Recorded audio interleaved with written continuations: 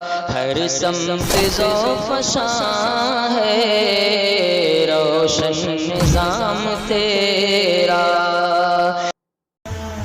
حدیث پاک میں آتا فرمایا مدنی کریم صلی اللہ تعالی علیہ وسلم نے اور لوگوں کتنا خوش نصیب ہے وہ آدمی جس کی زندگی میں رمضان کا مہینہ آ جائے اور پروردگار عالم اس کے 11 مہینے کے گناہوں کو معاف فرما دے۔ ارشاد فرمایا مدنی کریم صلی اللہ تعالی علیہ وسلم نے او لوگوں رمضان المبارک کی ایک ایک گھڑی، ایک ایک ساتھ، ایک ایک منٹ، ایک ایک سیکنڈ کی قدردانی کرو، یہ تمہارے لیے بہت بڑا عظمتوں والا مہینہ ہے، اللہ کی رضا کا سبب بنتا ہے، قرب خدا بندی کا سبب بنتا ہے۔ ارشاد فرمایا محمد عربی صلی اللہ تعالی علیہ وسلم نے او لوگوں رمضان المبارک کا مہینہ اتنا فضیلتوں والا مہینہ ہے کہ ہر رمضان ہر مہینے کے مقابلے میں اتنی زیادتی کر دی جاتی ہے، دوسرے مہینوں میں کوئی ایک نفل ادا کرے اس کو نفل کے برابر درجہ ملتا ہے، ثواب ملتا ہے۔ ارشاد فرمایا کالی کملی والے محمد عربی صلی اللہ تعالی علیہ وسلم نے او لوگوں جس نے رمضان میں نفل ادا کیا اتنا بڑا ثواب ملتا گویا فرض ادا کیا۔ ارشاد فرمایا مدنی کریم صلی اللہ تعالی علیہ وسلم نے نفل کو 70 گنے بڑھا دیا جاتا ہے، فرائض کو 70 گنا بڑھا دیا جاتا ہے، نیکیوں میں اضافہ کر دیا جاتا ہے۔ دوسرے دنوں میں ایک مرتبہ سبحان اللہ کہو، ایک مرتبہ سبحان اللہ کہنے کا ثواب ملے گا۔ آج رمضان کے مہینے میں ایک مرتبہ سبحان اللہ کہو، نام اعمال میں 1,00,000 مرتبہ کہنے کا ثواب لکھا جائے گا۔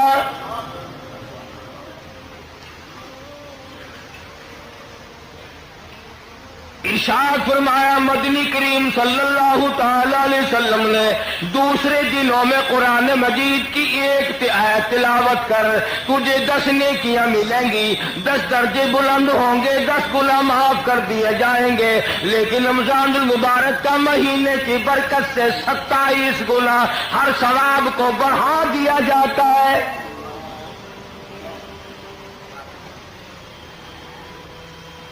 مدنی کریم صلی اللہ تعالی علیہ وسلم نے شعبان کی آخری تاریخ میں صحابہ کرام کو جمع فرمایا اور فرمایا او لوگوں اور میرے قریب ہو جاؤ، تم پہ ایک بہت بڑا مہینہ آنے والا ہے، بڑا برکتوں والا ہے، بڑا رحمتوں والا مہینہ ہے، بڑا ہی خیر و برکت کا مہینہ ہے، نیکیاں اس میں بڑھا دی جاتی ہیں، گناہ معاف کر دیے جاتے ہیں۔ ارشاد فرمایا مدنی کریم صلی اللہ علیہ وسلم نے او لوگوں اس مہینے میں روزہ رکھو، رات کو تراویح اور قیام کیا کرو۔ پہلی امتوں میں کسی پہ 6 مہینے کے روزے تھے، کسی پہ 4 مہینے کے روزے فرض تھے، کسی پہ 2 مہینے کے روزے فرض تھے۔ اللہ پاک نے محمد عربی صلی اللہ علیہ وسلم کی امت پر سال میں 1 مہینے کے روزوں کو مقرر فرمایا اور قدردان کے لیے کوئی تکلیف نہیں۔ اللہ پاک جل شانہ نے فرمایا او لوگوں تم پہ رمضان المبارک کے روزے فرض کیے گئے، ہر عاقل بالغ مرد عورت پر، بادشاہ ہو، وزیر ہو، سفیر ہو، امیر ہو، غریب ہو، فقیر ہو، مرد ہو، عورت ہو، بوڑھا ہو، جوان ہو، روزے فرض ہیں۔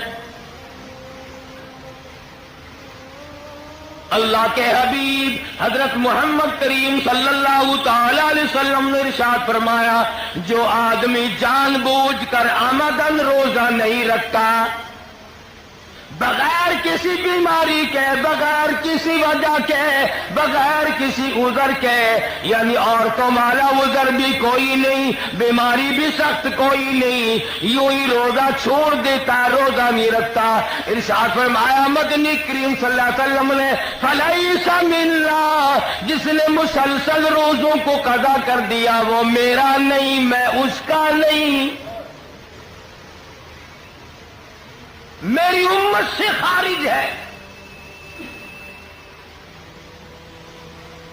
ارشاد فرمایا مدنی کریم صلی اللہ تعالی علیہ وسلم نے لوگوں قدر کرو، پچھلے سال بے شمار لوگ زمین پہ تھے، کھا رہے تھے، پی رہے تھے، کما رہے تھے، دن دلا رہے تھے، گانے بجانے میں مصروف تھے، طرح طرح کی عیش و عشرت میں مصروف تھے، کسی نہ کسی بہانے سے موت آ گئی، آج جا کے دیکھو قبروں میں پڑے ہوئے آہیں بھر رہے ہیں۔ علماء کرام نے لکھا ہے ادھر رمضان المبارک کا چاند نظر آتا ہے، ادھر عذاب قبر اٹھا لیا جاتا ہے، قبروں میں عذاب جھیلنے والے مردے عرض کرتے ہیں الہی کیا ہوا، کیا تیری کریمی اور مہربانی ہو گئی، ایک عرصے کے بعد یہ چین کا سانس ملا، یہ سکون ملا، کیا ہوا؟ جواب ملے گا رمضان کا مبارک مہینہ آ گیا۔ قبروں میں لیٹنے والے مردوں کو پتہ چل جاتا رمضان کا، بازے بازے نوجوانوں کو، بازے بازے دکانداروں ذمہ داروں کو، زندوں کو پتہ نہیں چلتا۔ ارشاد فرمایا مدنی کریم صلی اللہ علیہ وسلم نے جو آدمی روزہ رکھتا ہے دریاؤں کی مچھلیاں اس کے لیے بخشش کی دعائیں کرتی ہیں،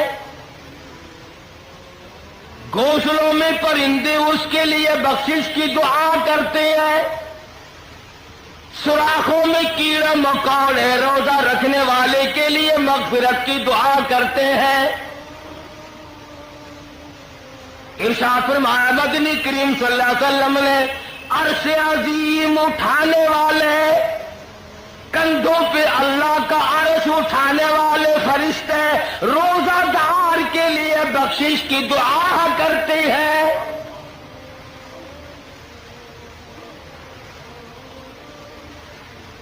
اللہ پاک خود فرماتے ہیں روزہ میرے لیے اور میری ذات اس کے بدلے میں ہے۔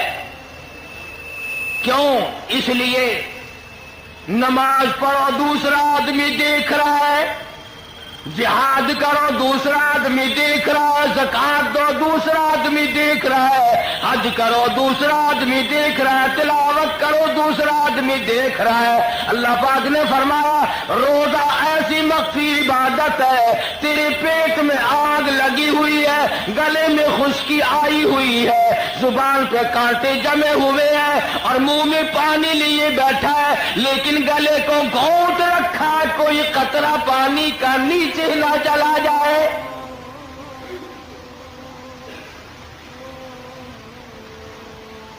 اللہ پاک فرماتے ہیں کوئی دیکھنے والا نہیں، منہ میں پانی ہے مگر اندر نہیں جانے دیتا، اس لیے کہ میرے رب نے منع کر دیا۔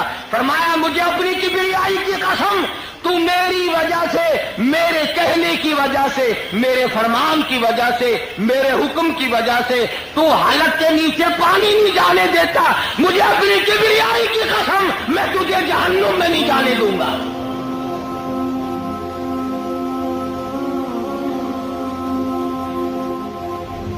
تو میرا بن تو صحیح۔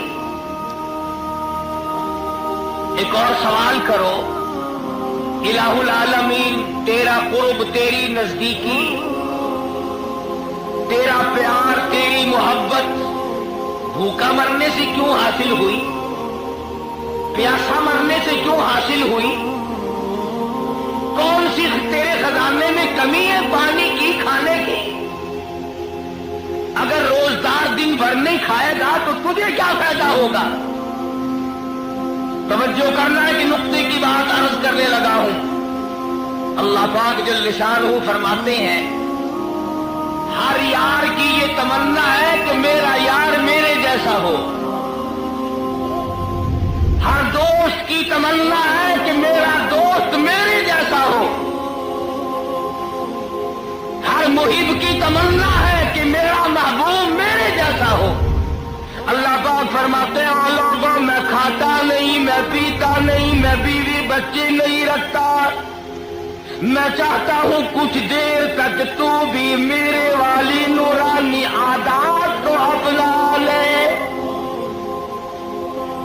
خلق اللہ آدم علی صورتہ او کما قال النبی صلی اللہ تعالی علیہ وسلم۔ ارشاد فرمایا مدنی کریم صلی اللہ علیہ وسلم نے، اللہ پاک نے آدمی کو اپنی صورت کے اوپر پیدا فرمایا۔ اور میرے بندے میں کھانے سے پاک ہوں، میں پینے سے پاک ہوں، میں بیوی بچوں سے پاک ہوں، تو بھی کچھ دیر کے لیے میرے والا مظہر، میرے والے حالات، میرے والی تجلیات، میرے والی نورانیتیں، اور میرے فرشتے نہیں کھاتے، میرے فرشتے نہیں پیتے، میرے فرشتے عورت نہیں رکھتے، سوتے نہیں، ان تمام چیزوں سے پاک ہے۔ اور میرے بندے تو بھی میرے فرشتوں کی طرح کچھ دیر کے لیے بن جا۔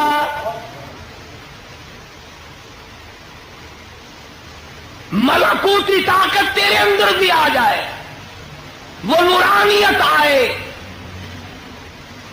وہ اخلاص آئے، وہ برکت آئے، وہ کریمی تیرے اندر پروردگار عالم کی چھا جائے کہ دوسرا تجھے دیکھے تو اس کو خدا یاد آ جائے۔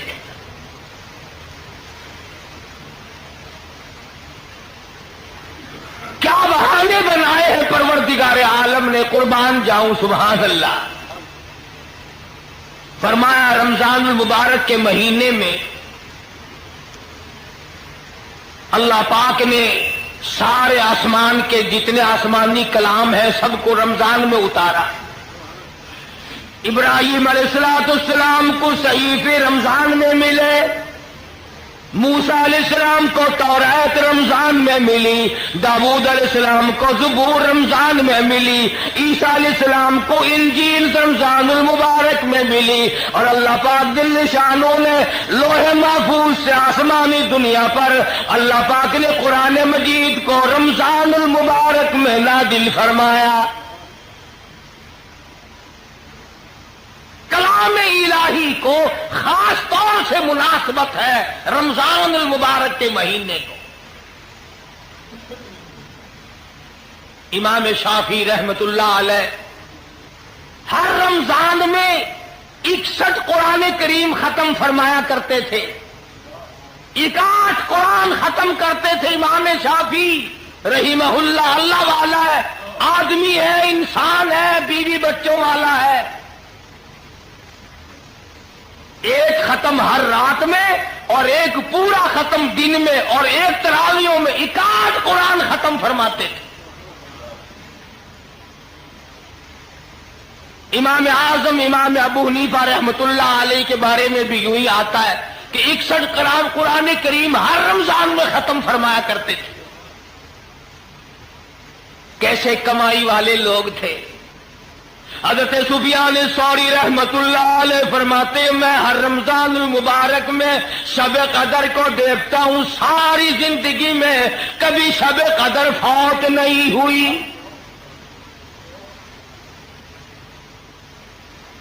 کتنا عبادت کا مہینہ ہے، کلام الہی کو اس میں مناسبت ہے، نیکیوں کا ثواب بڑھ جاتا ہے، جزا بڑھ جاتی ہے، اجر عظیم آدمی کو عطا ہوتا ہے، اور سب سے بڑا خلوص ہے جو آدمی کے دل میں ماغزن ہوتا ہے اور کوشش کرتا ہے اس بات کی کہ مجھے پروردگار عالم کی رضا نصیب ہو جائے۔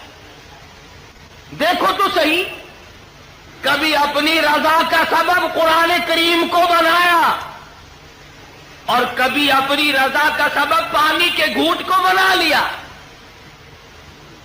فرمایا تو روزہ رکھ اور دوسرے کا روزہ افطار کرا، جتنا اس روزدار کو ثواب ملے گا اتنا تیرے نام اعمال میں لکھ دیا جائے گا۔ ایک آدمی نے اگر 100 آدمیوں کا روزہ افطار کرایا تو گویا ایک اس نے خود رکھا اور 100 آدمیوں کا افطار کرا دیا، گویا کہ اس نے 101 روزہ ایک دن میں رکھ لیا، اور افطار کرنے والے کرانے والے کرنے والے کے روزے سے کوئی کمی نہ کی جائے گی۔ صحابہ کرام نے عرض کیا یا رسول اللہ ہمارے ماں باپ آپ پہ قربان ہو جائیں صلی اللہ علیہ وسلم، ہم میں سے اتنی طاقت اتنی وسعت کہاں ہے کہ ہم ہر آدمی کو پیٹ بھر کے کھانا کھلائیں؟ تو حضور صلی اللہ علیہ وسلم نے فرمایا یہ تو ایک کھجور کے دانے پر، ایک لسی گھونٹ پر، ایک گھونٹ لسی پر پانی پلانے پر اللہ پاک اجر عطا فرما دیتے ہیں۔ اللہ کا دربار کھلا ہے، اللہ پاک نے جنت کے دروازے کھول دیے، جہنم کے عذاب سے پناہ مانگو، موت کی تلخی سے پناہ مانگو، عصر کی بربادی سے پناہ مانگو، کاروبار میں برکت کی دعا مانگو، روزی رزق میں برکت کی دعا مانگو۔ روزہ افطار کرنے کے وقت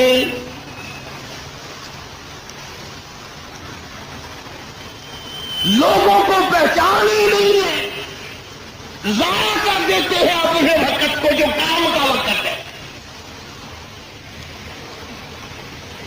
صبح کا وقت ہے، اور ایک اور گزارش کر دوں، جیسے رمضان میں نیکی کا درجہ بڑھ جاتا ہے گناہ بھی زیادہ بڑھ جاتا ہے۔ اگر رمضان میں نماز نہیں پڑھو گے 70 گنا عذاب زیادہ ہوگا۔ جماعت کی نماز اگر رمضان المبارک میں ادا کرو گے تو علماء نے لکھا ہے کہ 27 لاکھ تک ثواب بڑھا دیا جاتا ہے۔ خدا کی قسم، اللہ تو تجھے اتنا دینے آیا ہے اس مہینے میں، وہ تو تجھے اتنا دینے کا پروگرام بنائے بیٹھا ہے کہ تیری جھولی بھر جائے۔ اب یہ مسواک ہے نا لکڑی، 3 دفعہ اس طرف کو لکڑی منہ میں پھیر دے، لکڑی منہ میں پھیرنا ہے اور کیا، اور 3 مرتبہ اس طرف منہ میں لکڑی کو پھیر دے، تیری نماز کا درجہ 27 گنا زیادہ ہو گیا۔ منہ میں لکڑ گھمانے سے 27 گنا ثواب بڑھ گیا نماز کا۔ اور پھر جتنا اس میں اخلاص ہوگا، جتنی اس میں اللہ پاک نے عاجزی انکساری اور خشیت رکھی ہوگی اور توبہ اور استغفار کا مادہ رکھا ہوگا، اتنا ہی اس میں بڑھاوا ہوتا چلا جائے گا۔ ایک نیکی 70 نیکیوں کے برابر۔ ایک پیسہ اللہ کے نام پہ صدقہ کر، خیرات کر، اللہ کی راہ میں دے، گویا کے دوسرے دنوں میں 700 پیسے دیے، 700 گنا بڑھا دیا جاتا ہے دوسرے مہینوں کے مقابلے میں، رمضان المبارک کے مہینے میں خیرات وغیرہ۔ کتنا بڑا انعام، کتنی بڑی کریمی۔ اور ارشاد فرمایا محمد عربی صلی اللہ علیہ وسلم نے کہ 4 کام کثرت سے کرو اس مہینے میں۔ توجہ کریں بھائی، پلے باندھ کے لے جائیں مرد عورت، انشاءاللہ قبروں میں دعائیں دو گے جو بدلہ ملے گا۔ اللہ پاک ہم سب کا کامل ایمان پہ خاتمہ بالخیر فرمائے اور ہم سب کے ماں باپ کی بخشش فرمائے۔ خدا کی قسم، موت کے وقت تمہیں یاد آئیں گی یہ باتیں کہ رب العالمین نے تجھے کتنا نوازا، کتنی تجھ پہ مہربانی فرمائی، کتنا بڑا تجھ پہ کرم فرما، نفل بڑھائے، فرض بڑھائے، قرآن کی تلاوت کا ثواب بڑھا دیا، درود شریف کا ثواب بڑھا دیا، اور یوں فرمایا کہ یہ جو روزے ہیں یہ میری ملاقات کا سبب بنیں گے۔ روزہ رکھنے والے کو میرا ایک حدیث میں آتا ہے کہ جب اللہ پاک اپنے بندے کو اپنے دیدار سے نوازے گا، اپنی ذات کی زیارت سے نوازے گا، اور محبوب اپنے بندوں کو جب دیدار کرائے گا تو لوگ کہیں گے الہی سب سے بڑی نعمت تو یہ تھی، حور و غلمان اور جنت، یہ تمام چیزیں اس نعمت کے سامنے کچھ وقت ہی نہیں رکھتی، کوئی حقیقت ہی نہیں ان تمام چیزوں کی۔ تو اللہ والوں نے اس مہینے کی بڑی قدر کی۔ شاہ عبد الرحیم صاحب رائے پوری رحمت اللہ علیہ پورے رمضان کے مہینے میں 2 چپاتیاں کھائیں، پہلے رمضان سے لے کر آخری رمضان تک پورے رمضان میں 2 روٹیاں کھائیں، 2 چپاتیاں کھائیں۔ مولانا عبد القادر صاحب رائے پوری رحمت اللہ علیہ عرض کر دیا حضرت جی کمزوری آ جائے گی، نقاہت آ جائے گی، ضعیفی چھا جائے گی، کچھ نہ کچھ کھا لیا کرو۔ فرمانے لگے مولانا رات کو بھی، دن کو بھی، صبح بھی، شام بھی، ہر وقت قرآن کریم کی تلاوت کرتا ہوں، کلام پاک کی تلاوت کرتا ہوں، اور مولانا میرے منہ میں جنت کے میووں اور پھلوں کا مزہ آتا رہتا ہے، دنیا ہی میں میرے منہ میں جنت کے پھلوں کا مزہ آتا رہتا ہے، میں تو دنیا ہی میں جنت کے میوے کھاتا رہتا ہوں۔ اس قدر برکت والا ہے رمضان، اور اس قدر برکتوں والا ہے قرآن۔ خدا کی قسم قرآن سے یاری لگا کے تو دیکھیے تجھے کہاں پہنچائے گا۔ علماء کرام نے لکھا ہے کہ جب آدمی صبح و شام کی پہچان کرتا ہے رمضان کی وجہ سے، ہاں افطار کے وقت اور صبح سحر کے وقت کی پہچان خاص طور سے پیدا کیا کرو، پہچان کیا کرو۔ ہم بڑی کوشش کرتے ہیں، پوسٹر بھی چھپوایا، اعلان بھی کراتے ہیں، 16 گھنٹے کا روزہ اگر تم نے 2-4 منٹ کی وجہ سے برباد کر لیا تو کیا ہاتھ آیا؟ وقت پہ کھاؤ، وقت پہ پیو، یوں ہی خام خواہ بے وقت 2 گھونٹ پانی پی کر اپنے روزے کو برباد کرنا، یہ کوئی عقل مندی ہے؟ ایک اور گزارش کروں گا، یہ باتیں لاؤڈ اسپیکروں کے بولنے والوں ملا امدن لوگوں کا روزہ خراب کرتے ہیں، ٹائم ختم ہو چکا ہوتا ہے، 20 منٹ 25 منٹ بتاتے ہیں۔ میں نے غور کیا اس مسئلے پر، میں یہ سمجھاؤں کہ جس ملا کی روٹی اور لسی نہیں پہنچتی وہ تو دوپہر تک روزے کا وقت باقی رکھے گا۔ خدا کے لیے پہلے ان کو پہنچایا کرو، پھر خود کھایا کرو، تاکہ تمہیں یہ صحیح ٹائم تو بتا دے۔ یہ اپنا روزہ بھی خراب کرتے ہیں، تیرے روزے کا ہی بے کرتے ہیں جان بوجھ کر۔ ادھر اعلان کرتے رہتے ہیں، ادھر دروازے کی طرف دیکھتے رہتے ہیں چھاتا نظر آیا کہ نہیں، لسی کی بلٹوئی آندھی پئی ہے کہ نہیں، دیکھنا ہوتا وہ آیا جب وہ نظر آیا۔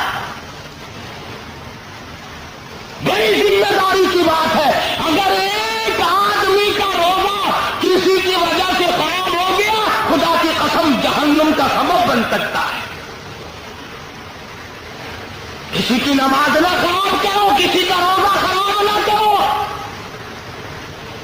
اسی لیے فرمایا کہ اگر بادل ہو، ابر ہو تو تحقیق کرو، مشورہ کرو، تلاش کرو، تمام چیزوں کو ملا کر کے رکھو اور کوشش کرو اس بات کی کہ روزہ خراب نہ ہونے پائے۔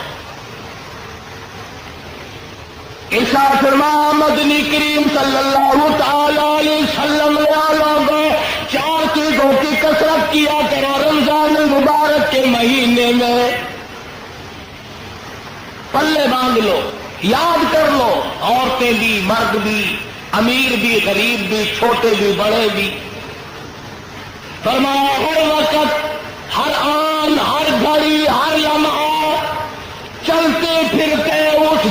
بیٹھتے, کاروبار کرتے, زمین کا کام کرتے, دفتر میں کام کرتے, لا الہ الا اللہ, لا الہ الا اللہ, لا الہ الا اللہ محمد الرسول اللہ. فرمایا جب میرا بندہ روزہ دار ہو کر لا الہ الا اللہ کا ورد ادا کرتا ہے, میرا عرش عظیم ہلنے لگ جاتا ہے.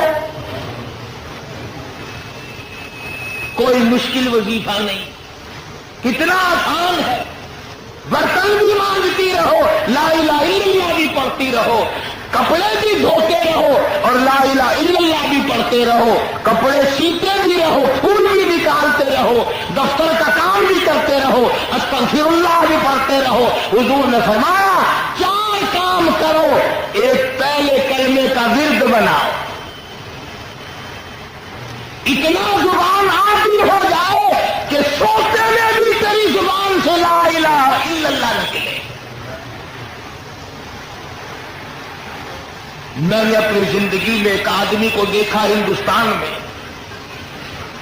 میں بچہ تھا, وہ داڑھی والا تھا, پڑھتے تھے ہم مدرسے میں.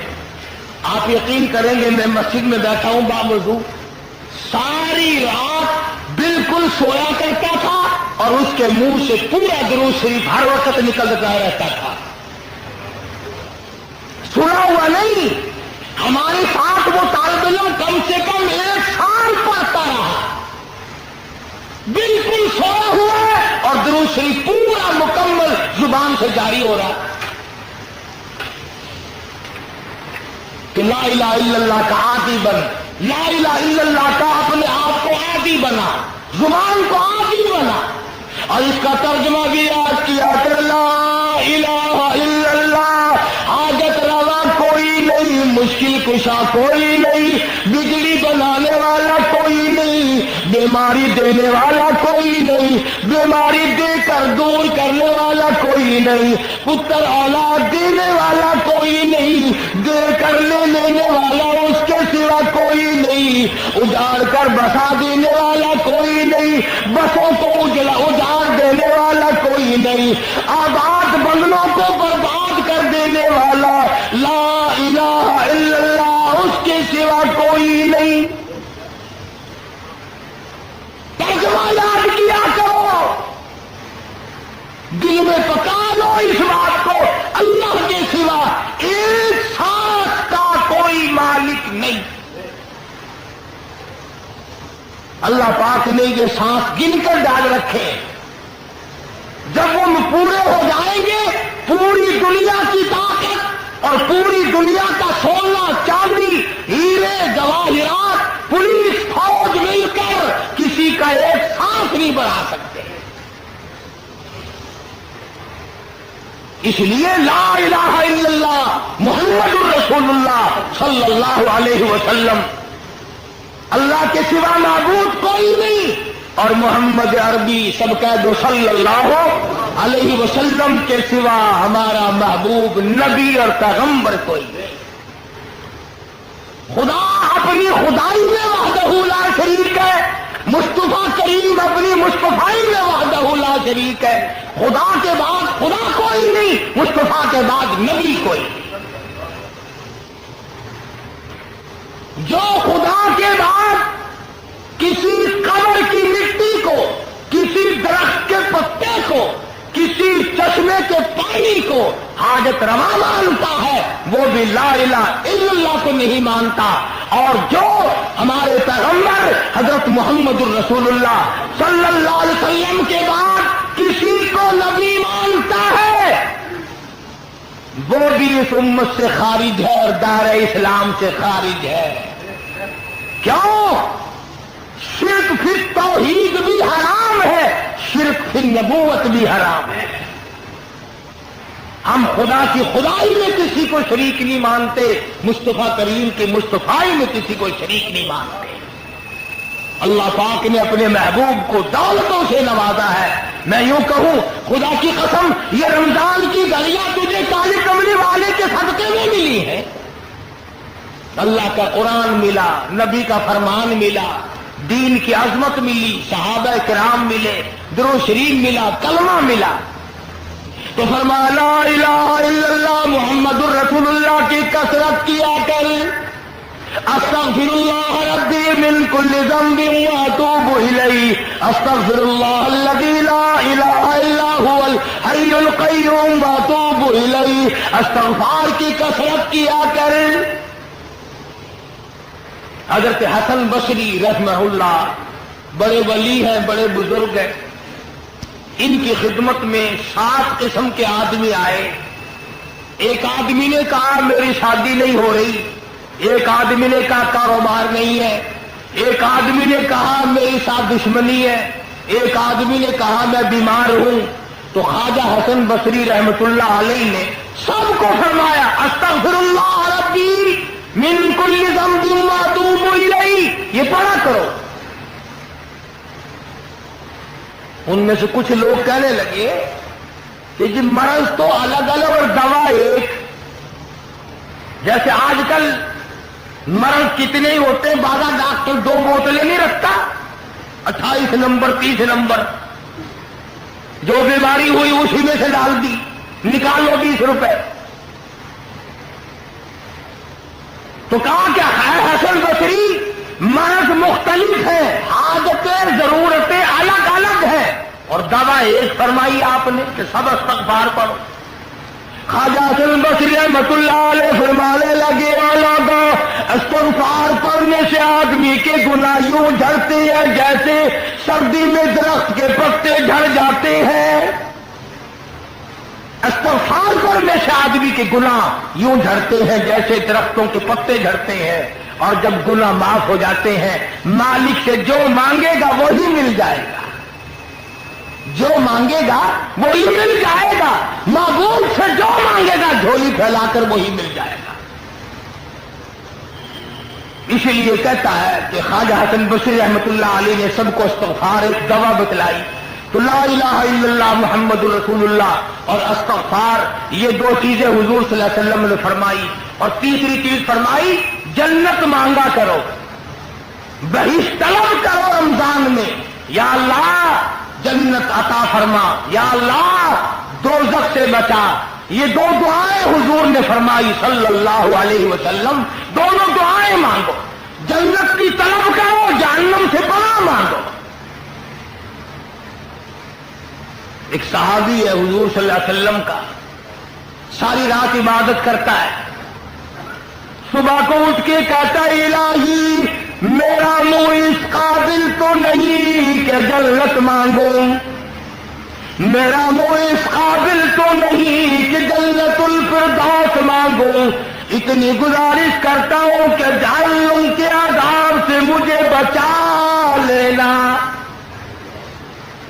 صحابی کہتا ہے یا اللہ جہنم کے دردناک عذاب سے بچا دے، تباہ کاریوں سے بچا دے، وہاں کی مصیبتوں سے بچا دے، اور جنت عطا فرما دے۔ صبح و شام اٹھتے بیٹھتے یہ دعا مانگو، مرد اور چھوٹے بڑے امیر غریب حاکم و محکوم سب یہ دعا مانگو، جنت طلب کرو، دوزخ سے پناہ مانگو، قرآن مجید کی تلاوت کرو، زیادہ سے زیادہ تلاوت کرو۔ جتنے زیادہ قرآن کریم ختم کرو گے اتنے ہی زیادہ اجر بڑھ جائے گا۔ شاید اگلے سال تجھے رمضان آئے یا نہ آئے، پھر یہ دن ملے گا یا نہیں ملے گا، اگلا جمعہ آئے گا یا نہیں آئے گا، جو مانگنا ہو آج مانگ، جو کرنا وہ آج کر۔ اس لیے فرمایا شہر رمضان الذی انزل فیہ القرآن هدى للناس وبينات من الهدى والفرقان۔ فرمایا کتنا برکتوں والا مہینہ، جس مہینے میں اللہ پاک نے قرآن مجید جیسی برکت والی کتاب نازل فرمائی، محمد عربی صلی اللہ علیہ وسلم کو نوازا، اور حضور صلی اللہ علیہ وسلم نے پورے رمضان کے روزے خود رکھے، صحابہ کرام سے رکھوائے، اور اس کی تاکید فرمائی اور اس کے آداب سمجھائے کہ دیکھنا گانے بجانے سے بچنا، بعض بدنصیب لوگ کہا کرتے ہیں کہ آؤ یار روزہ کاٹیں گے، تاش کھیلتے ہیں، روزہ کٹ جائے گا۔ ابو داؤد شریف میں حدیث موجود ہے، جس آدمی نے تاش کھیلا حضور کا فرمان ہے گویا جتنی دیر تک وہ تاش کھیلتا رہا گویا خنزیر کے لہو میں اپنے ہاتھوں کو ڈبوئے بیٹھا رہا۔ آپ کے اس چینل کو اور بہتر بنانے کے لیے اور لوگوں تک پہنچانے کے لیے اس ویڈیو کو ضرور لائک، شیئر، کمنٹ اور سبسکرائب کریں۔